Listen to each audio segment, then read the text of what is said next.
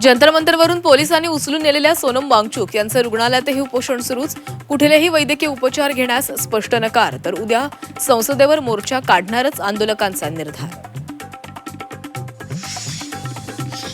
सोनम वांगचुक यांच्यासाठी ठाकरे बंधू मैदानात शिवाजी पार्कवर एकत्र येत आंदोलनाला पाठिंबा देणार. जंतर मंतरवरील पोलीस कारवाईबाबत राज ठाकरे काय बोलणार याकडे लक्ष.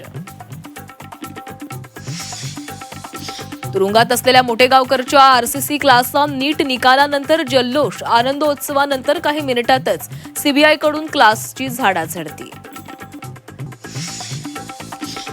उद्धव ठाकरेंना मोठा धक्का. 6 फुटीर खासदारांच्या गटाला शिवसेनेतील विलिनीकरणाला लोकसभा अध्यक्षांकडून मान्यता.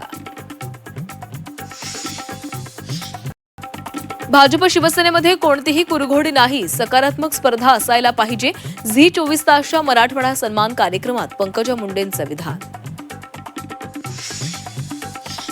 झी 24 तासचा मराठवाडा सन्मान. राजकारण, समाजकारण, उद्योग, संस्कृती, शिक्षण क्षेत्रात उल्लेखनीय कार्य करणाऱ्यांचा गौरव.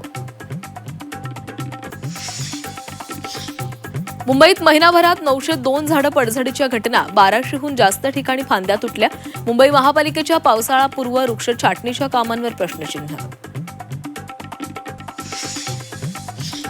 72व्या राष्ट्रीय चित्रपट पुरस्कारांची घोषणा. आर्टिकल 370 सर्वश्रेष्ठ फीचर फिल्म, तर मुक्काम पोस्ट बोंबिलवाडी सर्वोत्कृष्ट मराठी चित्रपट.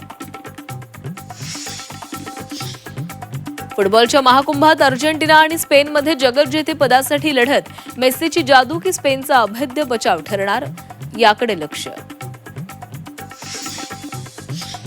संत ज्ञानेश्वर माऊलींच्या पालखीचा सोलापुरात प्रवेश. नातेपुते इथं पालखीचा मुक्काम, तर तुकोबांच्या पालखी इंदापूरकडे मार्गस्थ. पालखीचा मुक्काम आज सराटीमध्ये.